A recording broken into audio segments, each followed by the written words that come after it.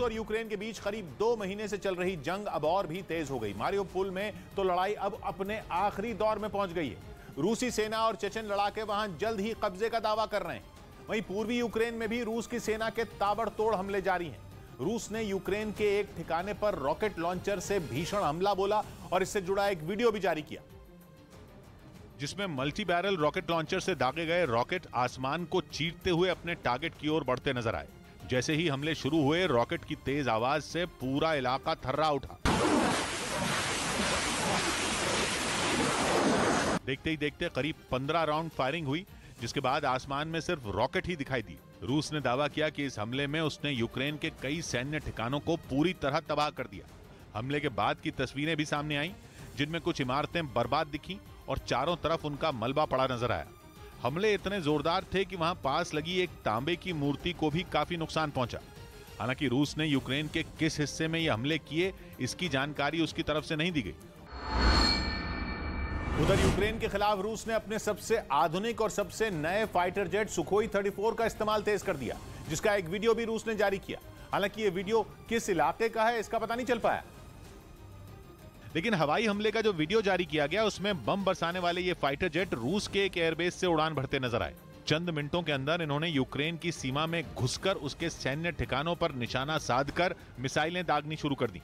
जैसे ही इन लड़ाकू विमानों से दागी गई मिसाइलें अपने तय टारगेट पर गिरी, वहां एक के बाद एक कई जोरदार धमाके होते दिखाई दिए और वहां से धूल और धुएं का गुबार आसमान की ओर उठता नजर आया। रूस ने इन हमलों में यूक्रेन की सेना के कई अहम ठिकानों को तबाह करने का दावा किया। तय वक्त में अपने मिशन को अंजाम देने के बाद ये विमान एयरबेस पर सुरक्षित लैंडिंग करते नजर आए। तो वहीं काला सागर के किनारे से रूस ने एक बार फिर यूक्रेन पर मिसाइलों की बौछार कर दी। मिसाइलें कोस्टल मिसाइल सिस्टम बाल की मदद से दागी गईं, जिसका एक वीडियो भी रूस की ओर से जारी किया गया, जिसमें रूसी सेना का मिसाइल सिस्टम गाइडेड मिसाइलों की बरसात करता दिखाई दिया और रात के अंधेरे में आंखें चौंधिया देने वाली रोशनी करते हुए मिसाइलें आसमान की ओर बला बनकर उड़ान भरती नजर आईं।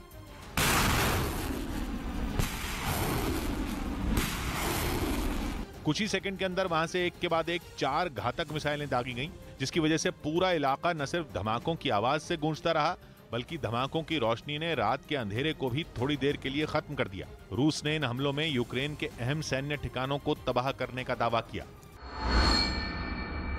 और जिस कोस्टल मिसाइल सिस्टम बाल के जरिए इस मिशन को अंजाम दिया गया, उसे 2004 में रूसी सेना के बेड़े में शामिल किया गया था, जिसकी मदद से एक बार में 8 गाइडेड मिसाइल दागी जा सकती हैं और इनमें हर मिसाइल अपने साथ करीब 150 किलो विस्फोटक लेकर उड़ान भरती है, जिससे होने वाला धमाका समंदर में मौजूद 5000 टन तक वजन वाले युद्धपोत को ध्वस्त कर सकता है। यह कोस्टल मिसाइल सिस्टम 1000 किलोमीटर की दूरी से सटीक निशाना साधकर अपने टारगेट को तबाह करने की काबिलियत रखता है और एक बार इसमें लोड की गई मिसाइलों को दागने के बाद इसे दोबारा हमले के लिए तैयार होने में करीब आधे घंटे का ही समय लगता है। इस बीच यूक्रेन ने आरोप लगाया कि रूस की फौज ने क्रमातोर्स्क शहर को एक बार फिर निशाने पर ले लिया। बताया गया कि वहां पिछले एक हफ्ते से हमले जारी थे, लेकिन इस बार रूसी सैनिकों ने वहां जबरदस्त तरीके से धावा बोल दिया और ऐसे धमाके किए कि उन्हें कई किलोमीटर दूर तक देखा और सुना गया। यूक्रेन ने आरोप लगाया कि जानबूझकर वहां बिल्डिंगों और स्कूलों को निशाना बनाया गया ताकि लोगों में दहशत फैलाई जा सके, जिसकी तस्दीक की वहां की कुछ इमारतों ने, जिन्हें रूस के डर से लोगों ने खाली कर दिया और जो वहां रुके उन पर मिसाइलों ने कहर ढा दिया, जिसके बाद जख्मी हुए लोगों की मदद के लिए बचाव दल के लोग जुटे दिखे। सिर्फ यही नहीं, शहर के तकरीबन हर इलाके में घायल लोग नजर आए। कोई बिल्डिंग की बेसमेंट में कराहता दिखा तो कोई सड़क पर मदद के इंतजार में पड़ा रहा, जिन्हें किसी तरह एम्बुलेंस में बिठाकर अस्पताल तक पहुंचाया गया। दावा किया गया कि इस हमले में यूक्रेन के एक नागरिक की जान भी चली गई। तो वहीं मारियोपोल में रूसी सेना और चेचन लड़ाकों ने यूक्रेन के सैनिकों को जान बचाने के लिए कुछ घंटों की डेडलाइन दे दी।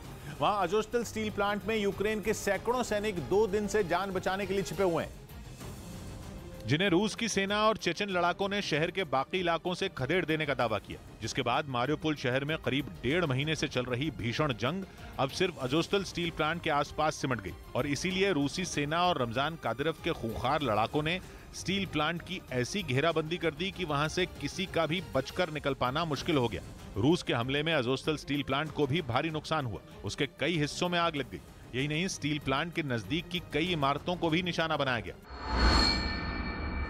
लेकिन चेतावनी के बाद भी यूक्रेन के सैनिकों ने हथियार नहीं डाले, बल्कि बीच बीच में उनकी तरफ से गोलीबारी जारी रही, जिसका जवाब रूसी सेना और चेचन लड़ाकों की तरफ से भी दिया गया।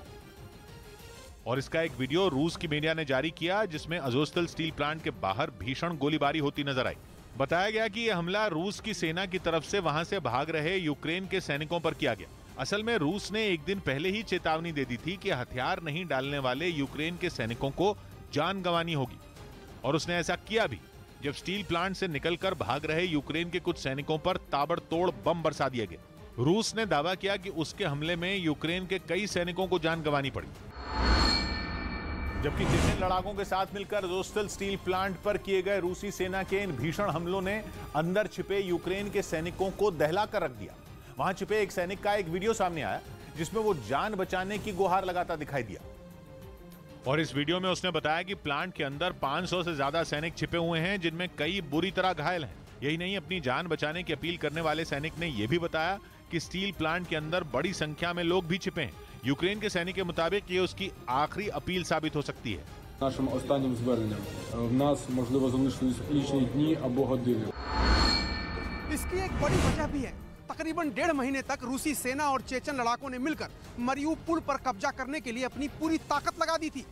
जंग के शुरुआती दिनों में ही रूसी सेना ने मरियुपोल के बाहरी इलाकों पर कब्जे का ऐलान कर दिया, लेकिन शहर के अंदर यूक्रेन के सैनिकों ने जबरदस्त लड़ाई लड़ी थी। हालांकि अब शहर के भी ज्यादातर इलाकों से यूक्रेन के सैनिकों को खदेड़ दिया गया, जो जाकर अजोस्तल स्टील प्लांट में छिप गए। यानी अगर प्लांट में छिपे सैनिकों को घुटनों पर ले आया जाए तो फिर मारियोपोल पर पूरी तरह रूसी सेना और चेचन लड़ाकों का कब्जा हो जाएगा।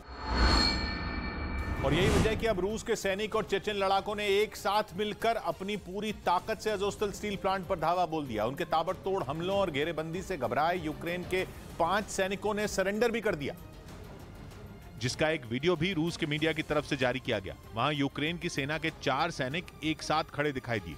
इन सैनिकों में एक तो बुरी तरह से घायल भी नजर आया, जबकि वहीं एक बेंच पर उनकी सेना का 5वां सैनिक बैठा दिखाई दिया। रूसी सेना ने दावा किया कि ये सभी सैनिक स्टील प्लांट में छिपे हुए थे, लेकिन उनकी डेडलाइन से घबराकर उन्होंने जान बचाने के लिए सरेंडर कर दिया। हालांकि अब भी बड़ी संख्या में यूक्रेन के सैनिकों के प्लांट में छिपे होने की बात कही गई। जल्द से जल्द घुटनों पर लाने के लिए वहां भीषण हमले जारी हैं। इस बीच यूक्रेन ने रूस की सेना पर एक बड़ा आरोप लगा दिया। यूक्रेन के मुताबिक अजोस्तल स्टील प्लांट पर जल्द कब्जे की कोशिश में जुटी रूस की सेना ने वहां पास में बने एक अस्पताल पर बड़ा बम गिरा दिया। यूक्रेन ने दावा किया कि अस्पताल पर हुए हमले के बाद वहां करीब 300 लोग मलबे के नीचे दब गए। बताया गया कि यह अस्पताल स्टील प्लांट के बहुत ही नजदीक था, जो हमले की चपेट में आ गया। हालांकि रूसी सेना ने ऐसे किसी भी हमले से साफ इनकार कर दिया और उल्टा आरोप यूक्रेन पर मढ़ दिया कि उसके सैनिक स्टील प्लांट के अंदर छिपे करीब 120 लोगों को अपनी जान बचाने के लिए कवच के तौर पर इस्तेमाल कर रहे हैं। उधर यूक्रेन जंग के बीच पुतिन के वफादार चेचन कमांडर रमजान कादिरोव ने डॉनबास में जेलेंस्की की सेना के खिलाफ प्रोपेगेंडा फैलाने के लिए मीडिया का सहारा लिया। कादिरोव की तरफ से एक वीडियो भी जारी किया गया, जिसमें पत्रकारों का एक प्रतिनिधिमंडल डॉनबास के एक इलाके का दौरा करता दिखाई दिया। बताया गया कि ये पत्रकार वहां चेचन लड़ाकों की तरफ से पहुंचे थे, जिन्होंने डॉनबास के कई इलाकों में यूक्रेन की सेना की बर्बरता का पता लगाने की कोशिश की। इस दौरान चेचन लड़ाकों ने यह दावा किया कि यूक्रेन के सैनिकों ने खुद ही अपने शहरों को तबाह किया, ताकि उसका इल्जाम रूसी सेना पर लगाया जा सके। इस दावे को पुख्ता करने के लिए वहां की कई इमारतों को दिखाया गया, जो बमबारी की वजह से खंडहर में तब्दील हो गई थी। यही नहीं, उन पत्रकारों के जरिए चेचन लड़ाकों ने यह भी जताने की कोशिश की कि डॉनबास के डोनेस्क और लुहांस्क इलाके के लोग जेलेंस्की की सरकार से नाराज थे। हालांकि यह पता नहीं चल पाया कि इस प्रतिनिधि मंडल में शामिल पत्रकार किस जगह के हैं, लेकिन उनके जरिए चेचन लड़ाकों ने डॉनबास में अपनी दूसरी छवि पेश करने की भी कोशिश की, जिसके तहत चेचन लड़ाके कई इलाकों में यूक्रेन के आम लोगों की मदद करते नजर आए। उन्होंने भीषण जंग के बीच कई जगहों पर न केवल खाने पीने का सामान बांटा, बल्कि खाना बनाकर लोगों को खिलाया भी। इसके अलावा वो घर घर जाकर लोगों की परेशानियां सुनते भी दिखाई दिए। कादिरोव ने इन्हीं तस्वीरों को यूक्रेन की असलियत बताया और उन पत्रकारों का शुक्रिया अदा किया जिन्होंने युद्ध की परवाह न करते हुए वहां की रिपोर्टिंग की। तो वहीं यूक्रेन में जंग लड़ रहे चेचन कमांडर रमजान कादिरोव पर चोरी करने का आरोप लगा। पुतिन के एक इशारे पर इस युद्ध में कूदने वाले कादिरोव अपनी बहादुरी के लिए मशहूर हैं, लेकिन अब वो बहादुरी से ज्यादा चोरी के किस्सों की वजह से चर्चा में आ गए। आरोप है कि रमजान कादिरोव ने वहां चोरियां शुरू कर दी। उन्होंने युद्ध की वजह से खाली हो चुके यूक्रेन के कई गांवों को अपना निशाना बनाया और वहां से जो हाथ लगा अपने साथ ले गए। दावा किया गया कि कादिरोव ने खेती में इस्तेमाल होने वाली गाड़ियों तक को नहीं छोड़ा। इसके अलावा उन्होंने बीज बोने वाली मशीन पर भी हाथ साफ किया।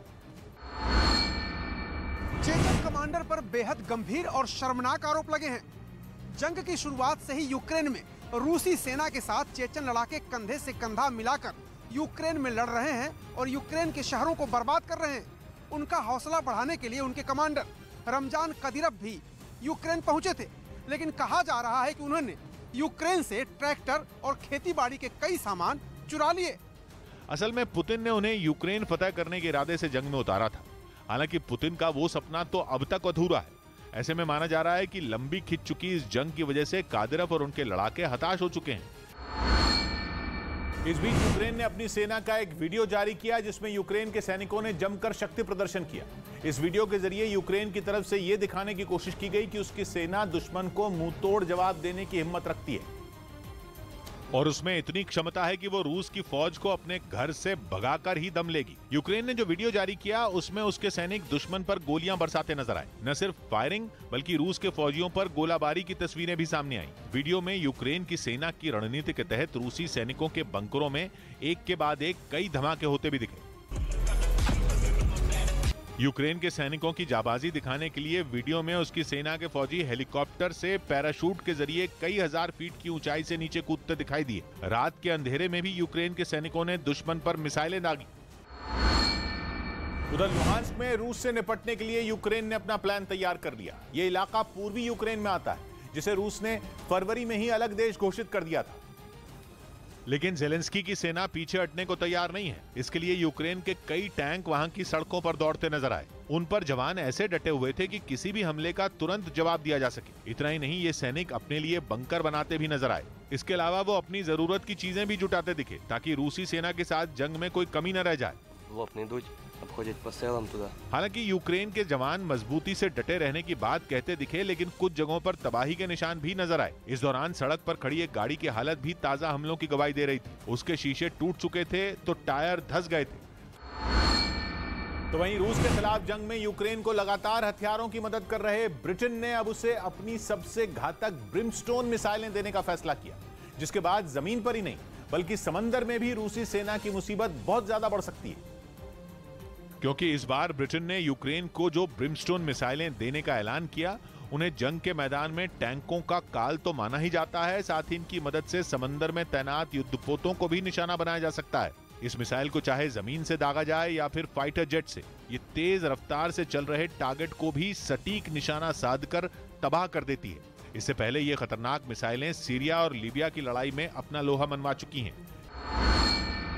जिन्हें यूरोप की मिसाइल बनाने वाली एक कंपनी ने ब्रिटेन की रॉयल एयरफोर्स के लिए खास तौर पर तैयार किया और इन्हें दुश्मन के खिलाफ जमीन या हवा से लॉन्च किया जा सकता है। ये मिसाइलें सुपरसोनिक हैं, मतलब आवाज से भी ज्यादा तेज रफ्तार से अपने निशाने की तरफ जाती हैं। वहीं एक ब्रिमस्टोन मिसाइल की लागत करीब $1.5 लाख तक, यानी भारतीय रुपयों में 1 करोड़ से ज्यादा होती है।